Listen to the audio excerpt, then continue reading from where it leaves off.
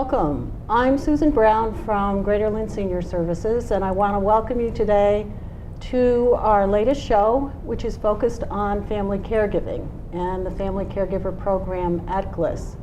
We're really fortunate today to have with us Deborah Segil, who is the program manager, and Elizabeth Cochran, who is the community program specialist. So I want to thank you both for coming on. Our pleasure.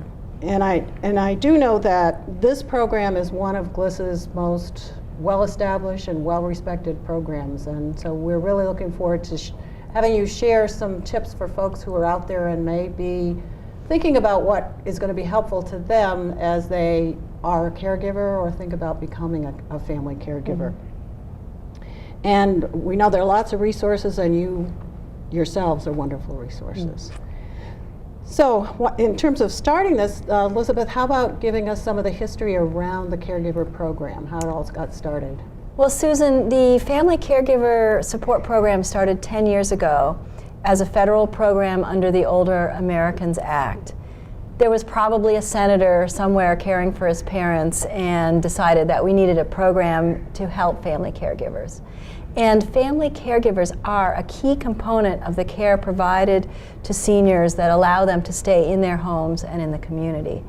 In 2009, at any one time, there were about 42 million caregivers in the United States providing care to adults with, who need help with daily activities.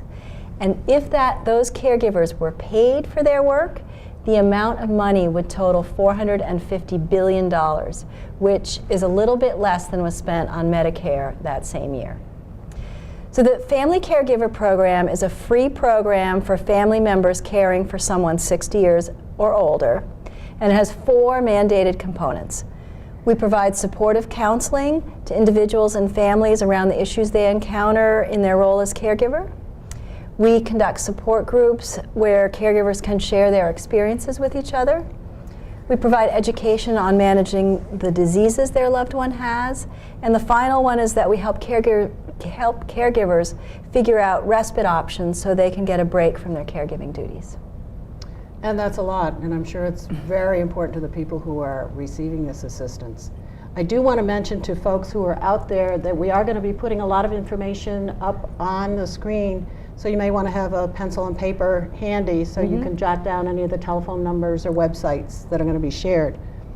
So we have a better idea of how this might relate to a particular individual. Could you talk a little bit about and give us some examples of some of the challenges that someone might face and what some of those resources might be? Okay. Well, it's important to note that there are lots of different family caregiving situations. They can vary greatly. For instance, I know one woman who's caring for her husband, and he has cancer.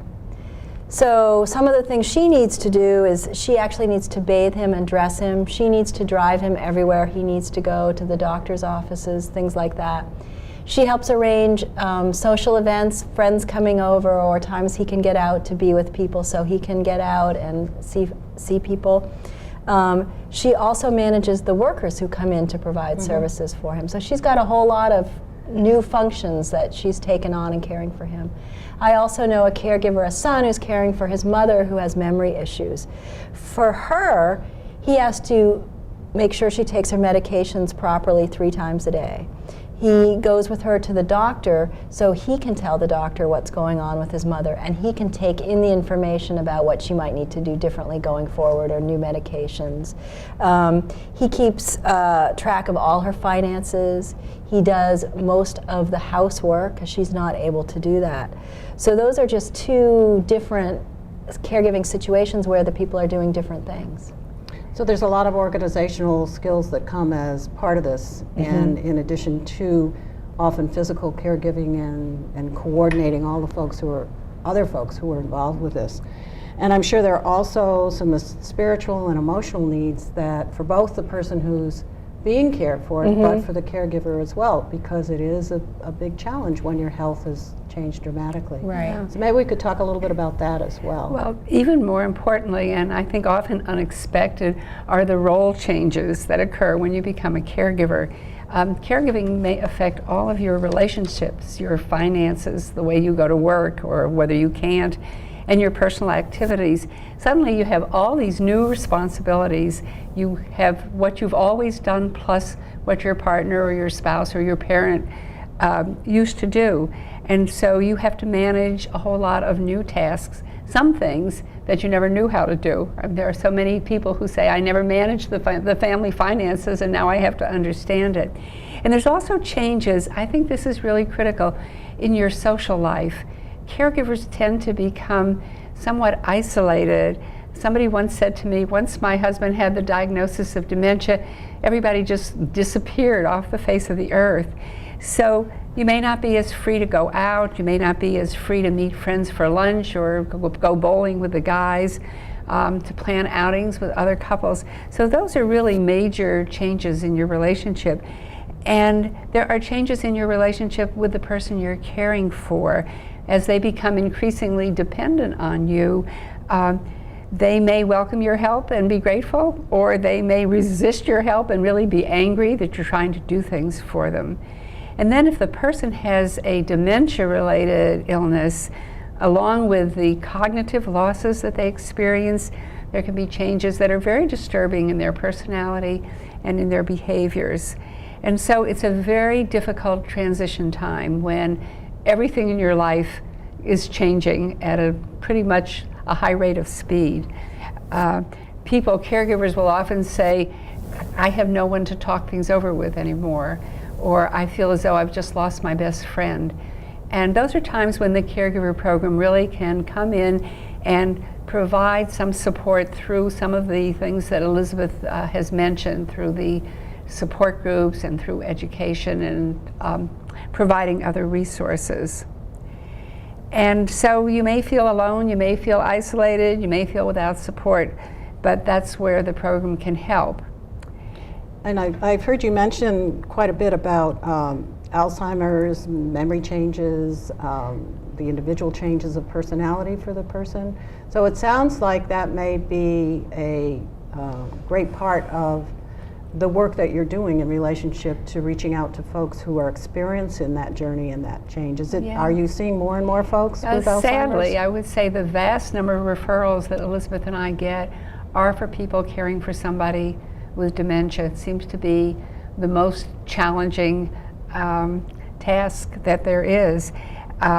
In fact, I think we have 2 interviews here with caregivers that are caring for somebody with dementia. One is at the beginning of the journey.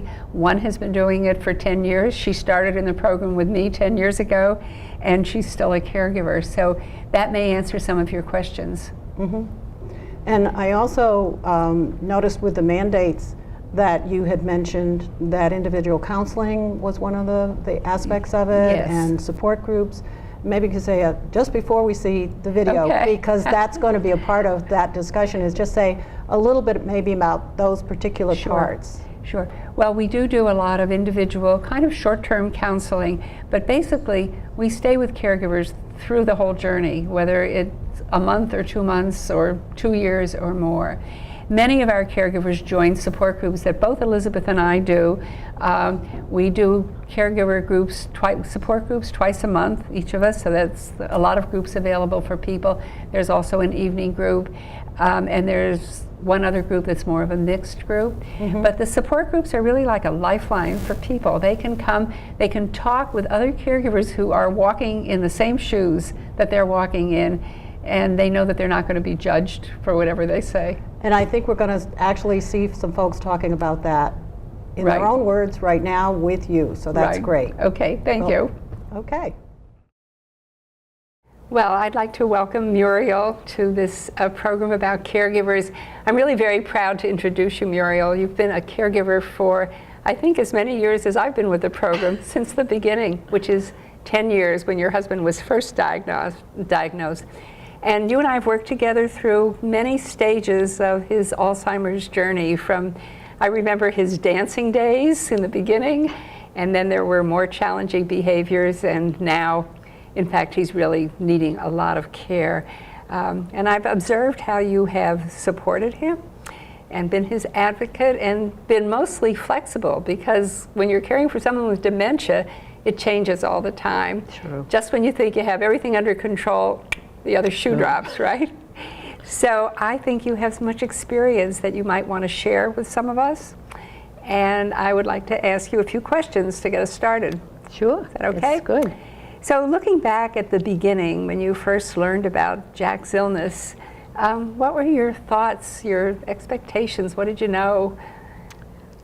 In the beginning, I hit the panic button because I had read some things about Alzheimer's and thought, oh no, you know, how soon will it happen? When will it start? Right. How do I prepare myself? And then finally my sons got me to calm down and just face it. And we joined your group, I believe, in 2001, and that has been invaluable. Wow. And I thank you truly for capturing me. Well, we're glad that we got you. You were a good captive, I think. I have learned a lot, and obviously it's helped me to take care of him and go on with his care and the challenges that come about. So how has your experience from the beginning, like until the middle and now, changed your role as a caregiver? What's been different for you? Well, of course, I never expected to be into this situation, but I've learned a lot in the group that we have, because everyone has a different experience, even though it's all Alzheimer's related. And you learn from other people's, the way they solve situations, and you bring it home, and if you can use it, you use it. And if not, you go to plan B. Right. You throw it out. But you were talking about the groups. I thought maybe we could talk a little bit more about what the support group is like. I find that people think that it's kind of a lifeline for them. The support group is a place where people can say whatever's on their mind and not be judged because everybody's walking in the same shoes as you are. I once had a woman in the group who said to me, if anybody ever read my thoughts, they'd probably put me in jail for life. But everybody seemed to understand that. So can you talk about some of the other supports that have been helpful? I know that Jack had a companion for a while and went to Adult Day Health, so maybe you could tell us a little bit about that. Well, as he progressed, we found it necessary, and with your support and guidance, we signed him up for the two days a week with the caregivers group at the day program. Yes, the day program. And as we had said, it took a while to get him settled in, but it happened. Right. And it was wonderful. I think back, even the driver that picked him up in the morning, they had such a connection with each other. They would go dancing down the stairs. Oh, isn't that nice? Off, you know, because the man had that proper attitude. He just brought Jack right into it.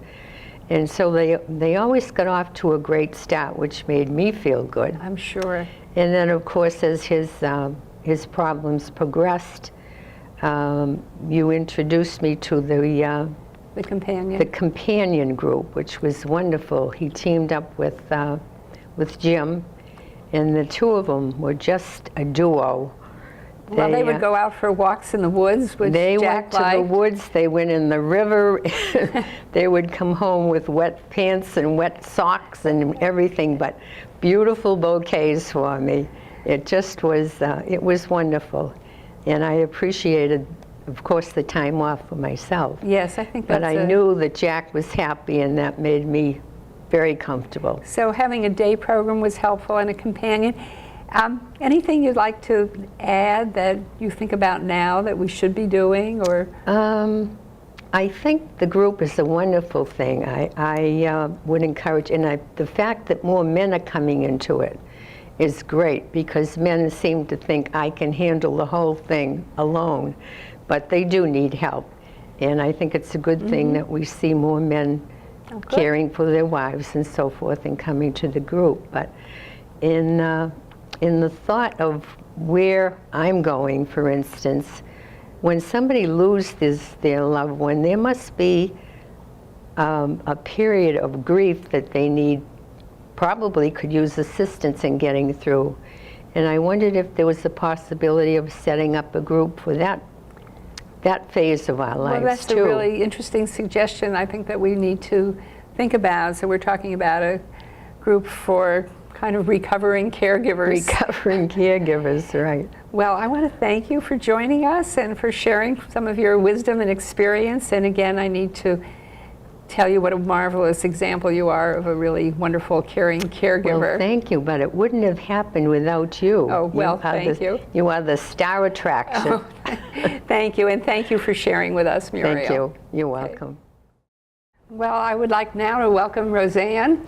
And Roseanne comes to us with a different perspective because she's practically a new caregiver, and she's having a different kind of experience. About a year ago, her father, who's 93, was diagnosed with Alzheimer's, and she and her husband realized that he could no longer live independently alone, and so they decided to move them to an apartment that was attached to their house.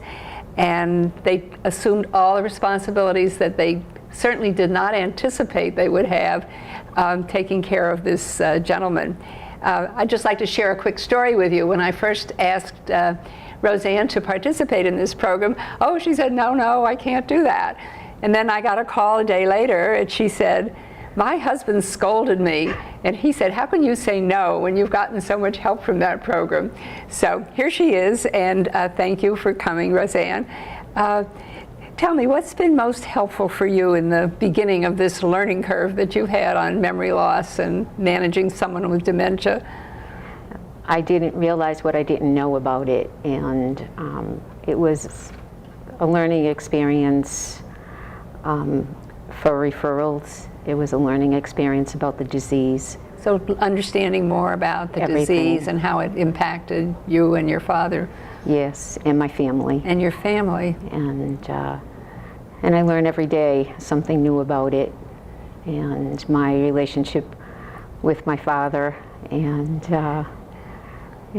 how much it takes to help him. Well, you've talked about your father being a very demanding kind of father. I think kind of an old-fashioned Italian father, you've said, who expects his daughter to be there every minute for him. Yes. And so how have you learned to manage some of that and keep some space for yourself? I did. Well, thanks to you, I learned about boundaries. And I was able to set boundaries without feeling guilty.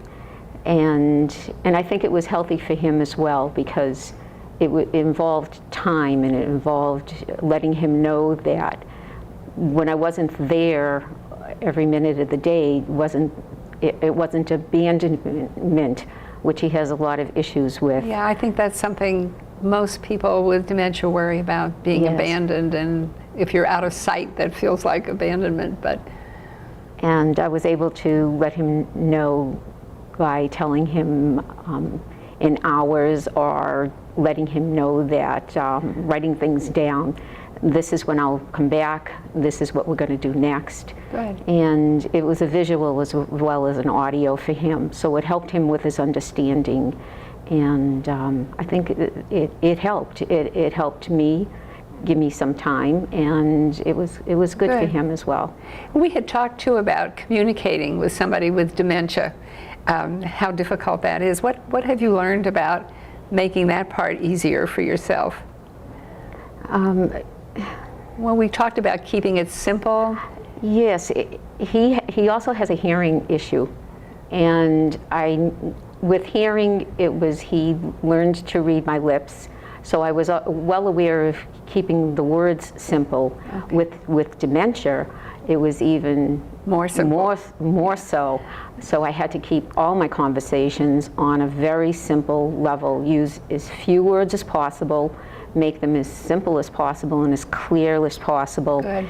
And that's, I think one of the things you learned was not to say tomorrow we're going to do something. Absolutely. Because if you say tomorrow to somebody with memory loss, they're ready today. Yes, and I have quite a few stories on that too, where tomorrow is in an hour, he's already dressed and ready to go. And you have a funny story, if we have a minute left, to share about when you took your dad for lab tests and he wasn't supposed to eat before the test. What? Yes, and I was informed when we were almost on our return trip home that he remembered that he had eaten, And I tried to calm him down and tell him that it was all right. We would inform the doctor that he had eaten before the lab test, and that if it was necessary, he could take the test over again.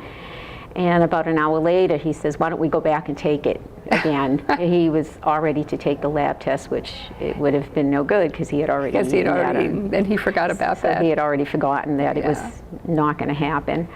But That was a laugh. I think it's really important for anybody taking care of somebody with dementia to be able to step back and see sometimes the humor in things that otherwise was just distressing. absolutely, he doesn't even know it, and it wasn't a laugh at him. It was just At the situation. At the situation Yeah.